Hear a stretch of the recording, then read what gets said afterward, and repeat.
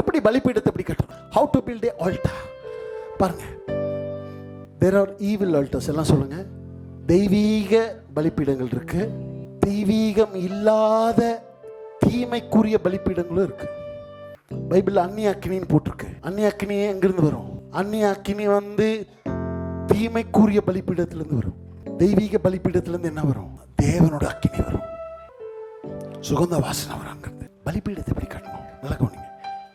ஒரு குறிப்பிட்ட விஷயத்தை நீ தொடர்ந்து செய்யும்போது, கன்சிஸ்டண்டா ஒரு 30 நாள் 60 நாள், சொல்றது புரியுதுங்களா? ஒரு குறிப்பிட்ட இடத்துல குறிப்பிட்ட நேரத்தில், ஒரு இடம் ஒரு குறிப்பிட்ட நேரம், அதில் டெய்லி பாருங்க, எல்லாம் சொல்லுங்க. ஒரு செயலை நான் தவறாமல் தொடர்ந்து செஞ்சுட்டே இருந்தா அங்க ஒரு பலிபீடம் உண்டாயிரும். இதுதான் ஸ்பிரிச்சுவல். காணாத உலகத்தில் என்ன நடக்குதோ இதுதான் நடக்க போகுது. ஒரு செயலை தவறாமல் தொடர்ந்து நான் செஞ்சுட்டே இருந்தா அங்க ஒரு பலிபீடம் கட்டப்படும்.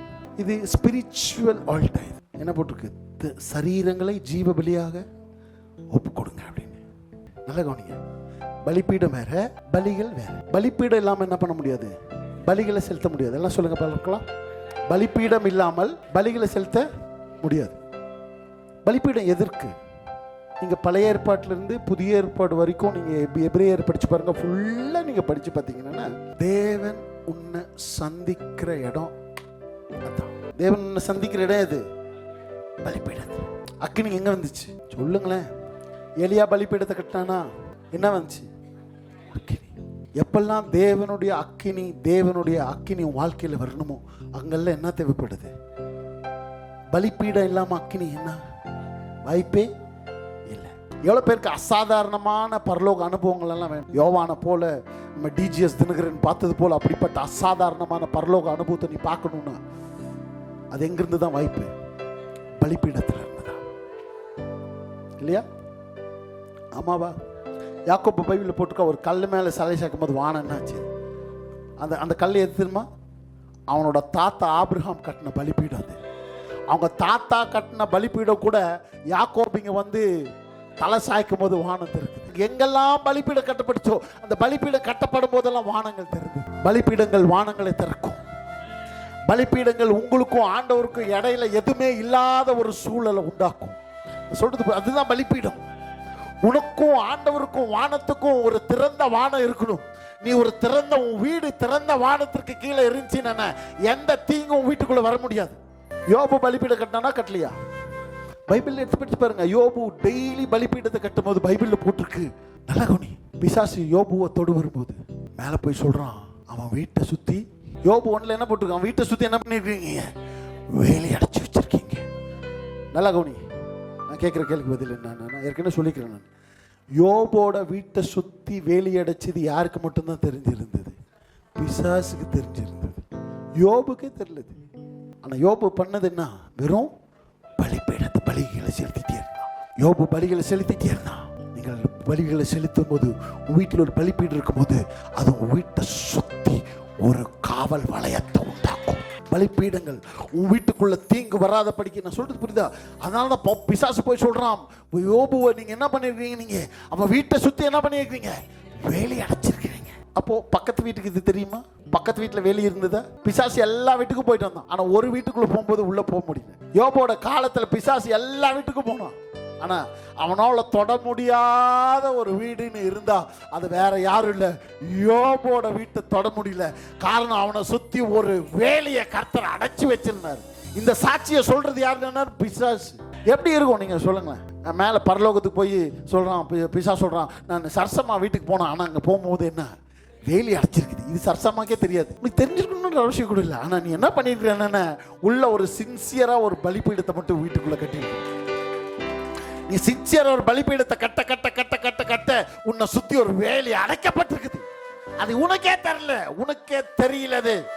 உன் பக்கத்து வீட்டுல தெரியாது, எதிர் வீட்டுல தெரியாது. ஆனா பிசாசு வரும்போது அவனுக்கு தெரிஞ்சிருக்குது, அவனால உள்ள வர முடியல. There is an altar. ஒரு பலிபீடம் இருக்குது. யோபு ஒரு பலிபீடம் வச்சிருந்தான். ஆபிரகாம் இவ்வளவு ஆசீர்வாதமா வாழ்ந்தது காரணம் அவன்கிட்ட ஒரு பலிபீடம் இருந்தது. மேல இருந்து அக்கினியை வர வைக்க எலியா யூஸ் பண்ண டெக்னிக் என்னன்னா பலிபீடத்தை கட்டினான். கடைசி பலி யாரு? இந்த மாம்சமான பலி கடைசி பலியாரு இயேசு கிறிஸ்துவோட அதான் கடைசி பலி. இயேசு பர்ஃபெக்ட் சாக்ரிஃபைஸ். அதுக்கப்புறம் ஆடு மாடு பலிகள்லாம் தேவை இல்லை. இயேசு கிறிஸ்துவோட கடைசி பலி. இப்போ நம்ம கட்டுற பலி எல்லாம் என்ன? பைபிள் போட்டுக்க, ஸ்தோத்திர பலி செலுத்துகிறவன். அப்போ ஸ்தோத்திரம்ன்றது ஒரு பலி. அது சும்மா ஸ்தோத்திரம் ஸ்தோத்திரம் ஸ்தோத்திரம் இல்லை, அது உள்ளத்திலிருந்து வரணும். உள்ளத்திலிருந்து என்ன ஆகணும்? நான் சொல்றது புரியுதா? வாயிலிருந்து வரக்கூடாது, இருதயத்திலிருந்து வரணும். ஒரு தெய்வீகமான பலிப்பீடத்தை நீ கட்டணும்னா எல்லா பலிகளும் இருதயத்திலிருந்து வரணும், மாம்சத்திலிருந்து வரக்கூடாது. எங்கிருந்து வரணும்? இருதயத்திலிருந்து வரணும். ஏன்னா இது ஆவிக்குரிய பலிப்பீடம். நீங்க ஒரு ஒரு ஒரு தீமையான விஷயத்தை தொடர்ந்து செய்யும்போது அதுக்கு பின்னாடி என்ன இருக்கு? ஒரு தீமையான பிசாசு என்ன பண்றான்னா அதுக்கு பின்னாடி ஒரு பலிப்பீடத்தை கட்டுவான். எல்லா பழக்கங்களுக்கு, கெட்ட பழக்கங்கள் எல்லாம் இன்னைக்கு நிறைய வாலிப பிள்ளைகள் நிறைய கெட்ட. என்ன நினைக்கிறீங்க நீங்க? அவங்களுக்கு பின்னாடி என்ன இருக்குது? ஒரு ஒரு ஒரு ஈவில் ஆல்டர் அப்படின்னு, ஒரு தீமையான ஒரு பலிப்பீடம். நிச்சயமா அது ஒரு நாள் அவங்க உயிர் எடுக்கும். காரணம் என்ன தெரியுமா? காரணம் அந்த பலிப்பீடம். எப்படி ஒரு தெய்வீகமான பலிப்பீடத்தை நீ கட்டும்போது கர்த்தர் அங்கிருந்து உன்னை பாதுகாத்து உன்னை எல்லா நன்மைக்கும் உன்னை சொந்தமாக்குவார். அதே போலதான் இங்கேயும்.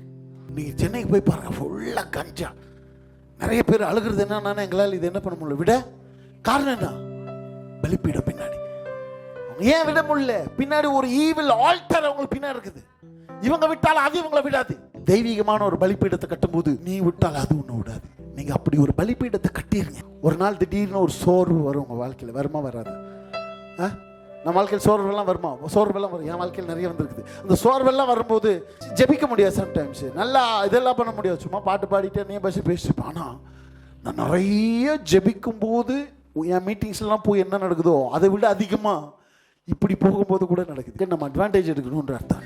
ப்ரேயரே பண்ணாமல் கூட போயிருக்கேன். போகும்போது வானம் திறந்துருக்குது. இந்த சமீப நாட்களில் நான் போகிற இடத்துலலாம் நேம் கால் பண்ணிடுவேன். நான் சொல்கிறது அவ்வளோ ப்ரிப்பரேஷன், அவ்வளோ இதெல்லாம் போல சொல்கிறது இவ்வளோ பேருக்கு புரிஞ்சு.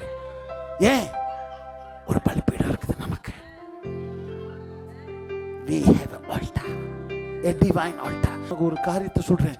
இன்னைக்கு போய் ஒரு இடத்தை சூஸ் பண்ணு, ஒரு டைமை சூஸ் பண்ணு. டெய்லி அங்க சாக்ரிஃபைசஸ், டெய்லி துதி பலிகள், ஸ்தோத்திர பலிகள், மற்றவங்களுக்காக ஜெபிக்கிற ஜெபம் எல்லாம் டெய்லி அந்த இடத்துல பண்ணிட்டே இரு. அந்த பலிப்பீடம் எப்பவுமே ஸ்பிரிச்சுவல். அது என்னது? ஸ்பிரிச்சுவல். அது கண்ணுக்கு தெரியுமா தெரியாதா? பழைய ஏற்பாட்டில் பலிப்பீடம் கண்ணுக்கு தெரிஞ்ச தெரியலையா? தெரிஞ்சுது. ஆனால் இப்போ பலிப்பீடம் ஆவிக்குரிய ரீதியை கட்டப்படுறோம். அது கண்ணுக்கு தெரியாது. ஆனால் நீ எங்கெல்லாம் போறியோ அந்த பலிப்பீடம் பின்னாடியே வரும். That will open a favor for you. அந்த ஃபேவரை உனக்கு ஓப்பன் பண்ணாது, தயவை ஓப்பன் பண்ணும், அற்புத வாசல்களை திறக்கும். எஸ்தர் ரொம்ப அழகா இருந்ததுனால ராஜாத்தி ஆகல. ராஜாவோட கண்ணில் தயவு கிடைச்சின்னு பைபிள் போட்டு. Not because she was beauty, but just favor. பலிப்பீடம், அங்க நீ செலுத்துற பலிகள் அது என்ன பண்ணும்? சுகந்த வாசனை. பைபிள் படிச்சு பாரு.